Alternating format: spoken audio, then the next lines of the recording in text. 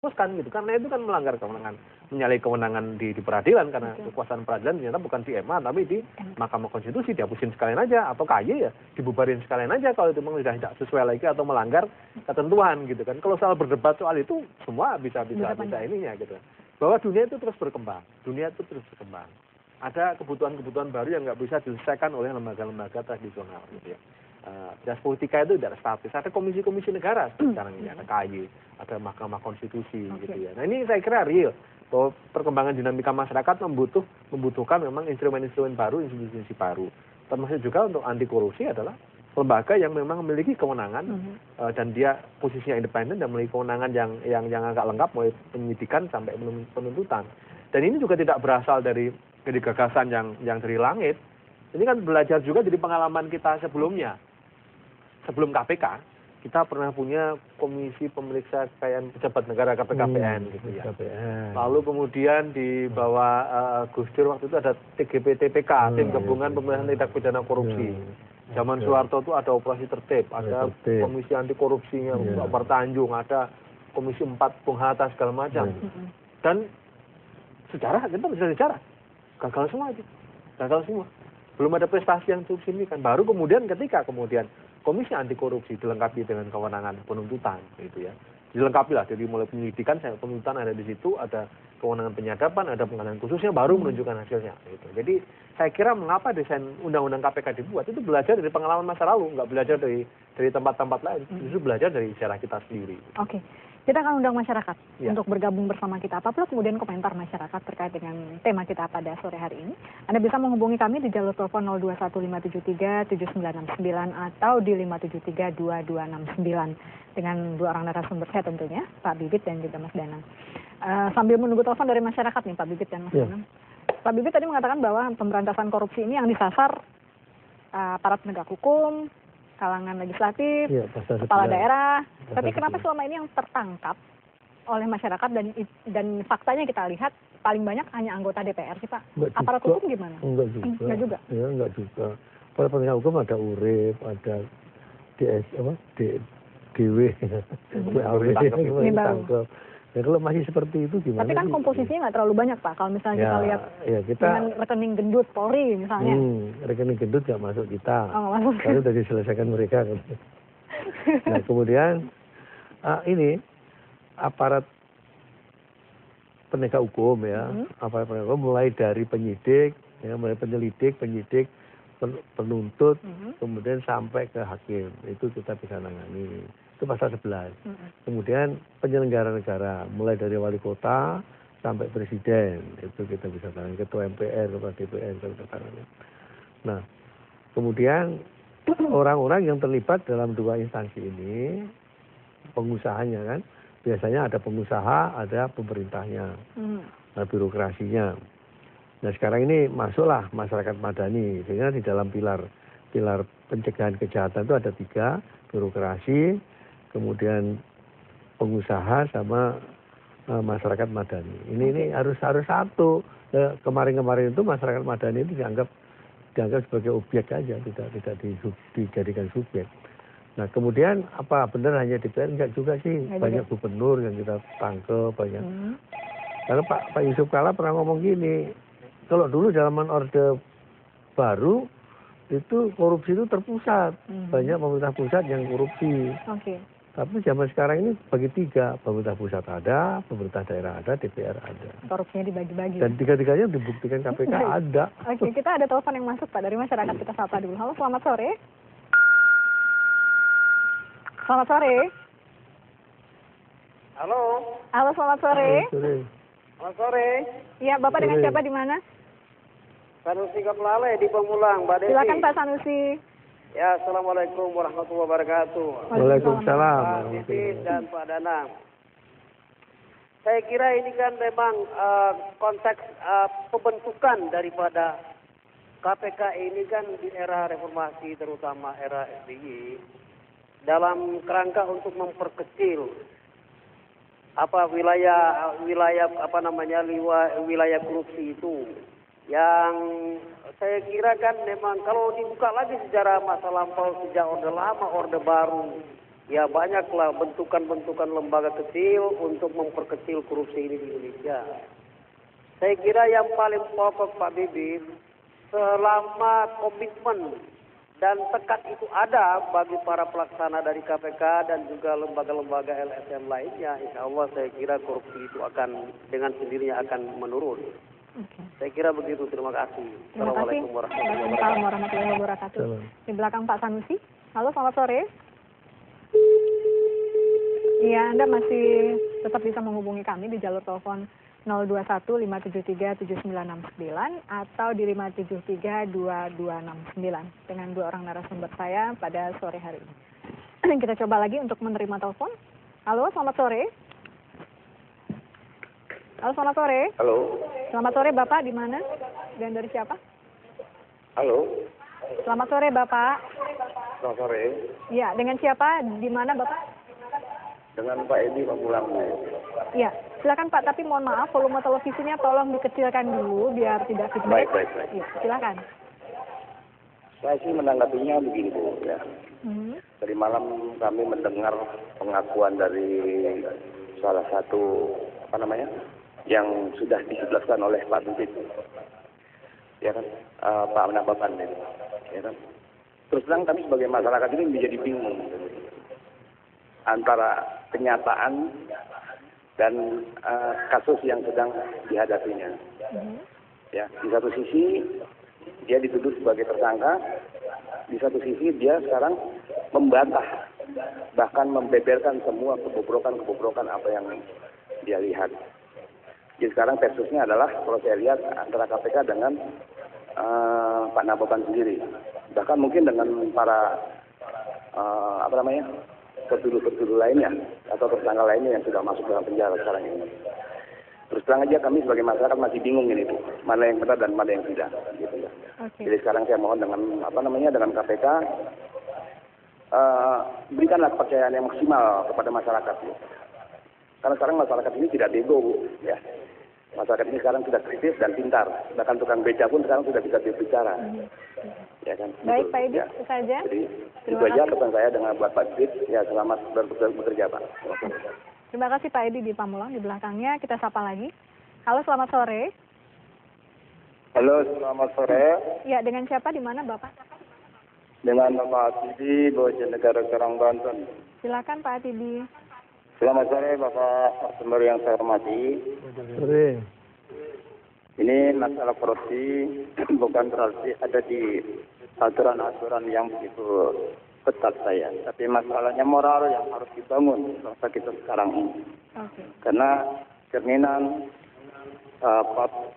koruptor itu merupakan suatu akhlak yang akan menyebabkan negara kita ini terus-terusan apabila tidak pembangunan karakternya harus beri sesuatu yang itu hukuman berat itu belum tentu Pak. Ya, tapi harus ada bangsa kita yang sekarang ini moralnya ini yang harus benar-benar kita tanamkan. Nah ini kalau kita lihat di sekolah-sekolah itu harusnya titik sekali untuk memberikan suatu pelajaran akhlak. Oleh karena itu akhlak ini terus sekarang ini dibangun oleh pemerintah dari semenjak pendidikan usia sampai ke perguruan tinggi. Itu saja, terima kasih. Wassalamualaikum warahmatullahi wabarakatuh. Salam. Baik, Ya. Waalaikumsalam warahmatullahi wabarakatuh. 3 penelpon, kita jawab dulu Pak Bibit dan Mas Dana, silakan. Baik, pertama yang dari Pak Sanusi ya Mbak. Iya. Pak Sanusi tadi tidak hanya tergantung komitmen KPK dan penegak hukum Pak. Komitmen bangsa ini. Iya. Komitmen bangsa ini seluruhnya termasuk segenap komponen bangsa, masyarakat untuk berhenti korupsi. Hari ini kita berhenti korupsi. Nah, insya Allah kita akan terbebas dari korupsi. Tapi kalau masih ada yang celometan, pengen korupsi terus, tapi di muka publik dia ngomong hebat saya termasuk yang baik-baik saja gitu kan. Tapi tetap aja korupsi. Kemudian kalau ada masalah, kemudian intervensi. Nah, kan cilaka ini. Ini KPK nggak mau dibegitukan. Sehingga Pak, komitmen seluruh bangsa. Sering nggak ketika KPK melakukan Wah sering, ada intervensi? sering. Tapi kan kita nggak akan ngomong. Kita nggak akan ngomong. Kita tolak dengan baik gitu ya. Nah, kemudian dari Pak Edi Pak tadi Edi ya, Supamu. dari Pak Adi mengenai Pandana Baban, Mister Pandana Baban ini saya kenal dari teman saya, temennya Pandana Baban. Nah, teman saya ini adalah teman waktu dulu saya masih aktif di partai. Setelah saya pensiun dari polisi, saya boleh kan masuk partai. Saya sebagai wakil ketua partai, dia sekjen. Nah, saya kemudian keluar dari partai, kok partai begini-begini aja gitu kan. Akhirnya saya jadi dosen nggak masalah. Nah, kemudian ada pendaftaran KPK, saya daftar. Nah, kemudian saya ya biasa ketemu teman segala macam cerita, loh Pak Bibit katanya mau daftar. Iya, saya kenalkan Pak. Ya kenal biasa aja nggak masalah. Dicerita bagaimana ngadepin orang DPR segala macam, cerita kawan kita itu. Nah, ini tidak ada kaitan dengan Miranda loh ya. Tidak ada kaitan dengan kasusnya travel check itu, nggak ada kaitannya. Dan itu hanya sekedar ketemu saja, dan nggak masalah, nggak ada larangan. Dan kita nggak persoalkan ketemunya dia dengan siapapun, kita nggak persoalkan. Yang kita persoalkan adalah korupsinya. Itu tolong masyarakat membedakan itu. Jadi kalau mau nyebutkan itu ya silahkan aja. Tapi bagi kita nggak akan terpengaruh. Itu hal yang biasa dan memang nggak masalah kalau memang hanya ketemu. Tapi ternyata nanti ada korupsinya di situ. Kemudian yang terakhir tadi dari Pak Tibi. Masalah moral, setuju Pak. Kembali lagi pada niat kita untuk tidak korupsi, moral. Dan untuk moral ini masuk dalam ranah pencegahan, kita sudah mulai Pak Tibi. Kita sudah membentuk zona anti korupsi. KPK sudah kerjasama dengan 70 universitas di Indonesia. Kemudian KPK juga sudah membentuk modul-modul bekerjasama dengan ahli pendidik, modul-modul untuk STK, SD, SMP, SMA. Bahkan untuk di rumah. Supaya mendidik anak itu supaya anti korupsi bagaimana. Nah, zona integritas itu ada 3 unsurnya. Pertama di situ setiap kota kita bangun zona integritas. Yang tahun kemarin itu 10, tahun ini mungkin 10 lagi. Nah, ini ada pendidikan anti korupsi di tempat itu. Kemudian ada komunitas anti korupsi seperti ICW segala macam ini. Kemudian ada pelayanan publik yang terbebas dari korupsi. Ini yang sudah kita kerjakan dan insya Allah kita akan lakukan terus karena saya berpendapat juga dan KPK juga berpendapat bahwa korupsi tidak cukup ditangani dengan penindakan saja. Ibaratnya gunung es. Gunung es korupsi itu esnya di atas permukaan bisa muncul lagi walaupun tiap hari diambilin sepanjang akar masalah es yang di bawah permukaan tidak ditangani, tidak dicairkan dengan baik. Sehingga ya kita di samping penindakan yang untuk daternya, nah kemudian pencegahannya kita tangani.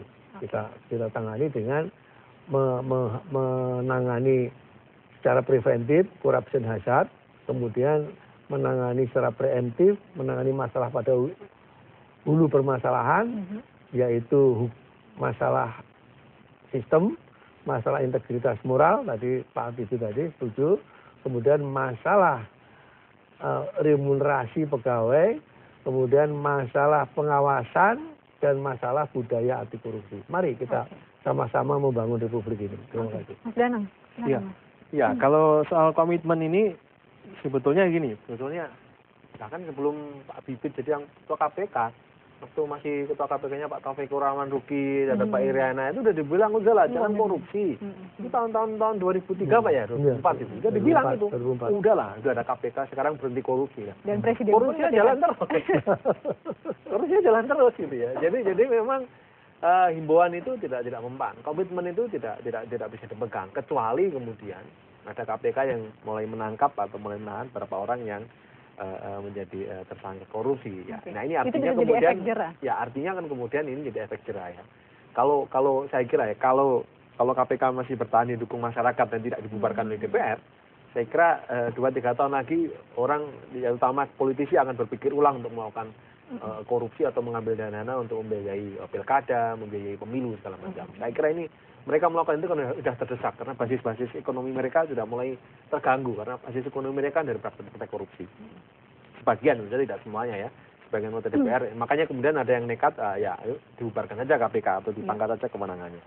Kemudian kalau soal cerita Pandana Baban, saya kira kita harus memahaminya ini kan kasus masih berjalan gitu. Di dalam peradilan, walaupun dia ditahan, dia belum dinyatakan bersalah. Ada suatu kata bersalah, jadi dia tentu punya alibi-alibi, punya kesempatan untuk mengungkapkan versi-versi dia. Jadi saya kira dilihat saja prosesnya, ditunggu saja. Saya kira nanti KPK juga membeberkan data-data.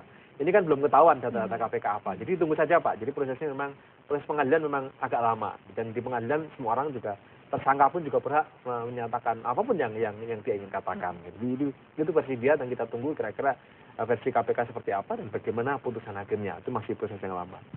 Dan kemudian kalau soal pembangunan pemberantasan korupsi memang tidak bisa dengan menegakkan hukum saja ya, karena memang memberantas korupsi ini kan bagi saya ini kerja peradaban. Ini bagaimana kita mentransformasi peradaban kita, masyarakat kita dari sesuatu yang dulunya ya menerima duit itu satu yang wajar, korupsi itu praktek yang biasa saja. Sekarang nggak boleh lagi. Ini kan butuh waktu bagi orang untuk mencernanya, untuk memahaminya dan kemudian untuk menghentikannya. Gitu ya.